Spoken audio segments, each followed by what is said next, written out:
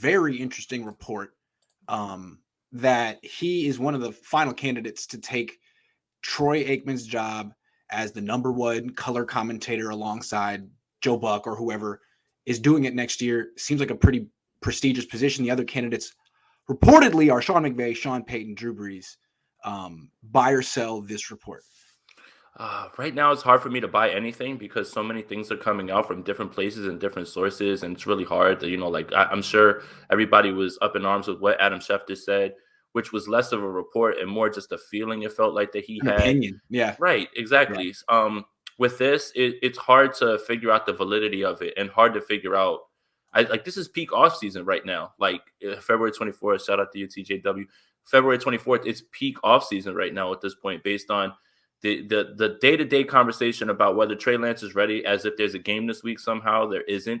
And what's going to happen with John Lynch, it's more about people are starving for clicks. People are starving for attention. And I think that what the national media has found is that to shake the hornet's nest of the 49ers fan base on Twitter or anywhere else leads to guaranteed clicks, guaranteed content, especially when you're talking about front office and if you're talking about the quarterback. It's like those guys are starting for content as well too. ESPN each day has had a different analyst come on and reiterate the same thing that those guys have been saying.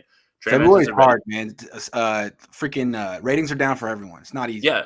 That's what I'm saying. So, Trey Lance so Ryan Clark comes on, Trey Lance isn't ready. Booger McFarland comes on, Trey Lance isn't ready. Like these guys are just right now parroting things because they know that it riles people up and it's going to draw people to them. So when people come to us and say, well, you guys are like starving for content. No, it's everybody. It's pretty much everybody at this point. Yeah. And so your favorite analyst. So are you, viewer? Yeah, right. That's why you're here. I kind of buy this report. I mean, because he was asked at his post end of season press conference straight up, have you been offered a job as an announcer? And he was like, well, from time to time opportunities are presented. That's pretty much saying, yeah, I got an offer on the table, but I want to be here for now. I mean, we'll see what happens with money and stuff, but it seemed like he was saying, yeah, I could, but it doesn't necessarily mean he would get the job. He's a finalist. He's the top choice, or that he wants to go. But I guess I buy this. I mean, he was the number 2 guy at Fox behind Troy Aikman. Why wouldn't they be interested in him? It seems like he'd have to be a candidate if they're looking for people because he's good. So it would be John Lynch and Joe Buck? Guess. Or it's possible that Joe Buck could go with Aikman to ESPN. I don't know, and they would get a new play-by-play guy. Not sure. This is interesting.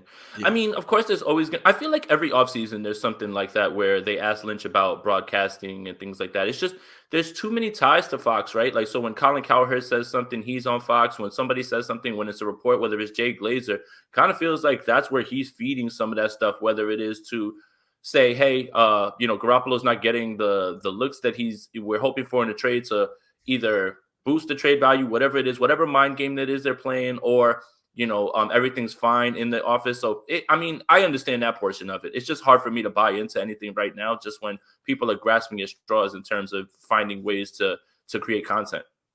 Good point. Take it with a grain of salt, but let's talk about it for the next 45 minutes. All right. Jimmy, I love that. Jimmy says, Grant, I'm 2 weeks behind on your videos. Man, you better hurry up. Hurry up. Train don't stop. Ivan says, can't remember what AZ player said. Trey ain't no Kyler Murray, but I would like to tell him. Hope he's right because I want a quarterback that can win playoff games or be healthy after week 10. How about that? Ooh. Who was Ivan Whipping. It wasn't Chandler Jones. Chandler Jones? I think it was Chandler Jones. Okay. Well, yeah, he's a lot bigger than Kyler Murray. Why would he leave when he thinks he can win a Super Bowl? Fair. He better put the pads on. Trey season ahead of us. Can't wait, says J-Rod.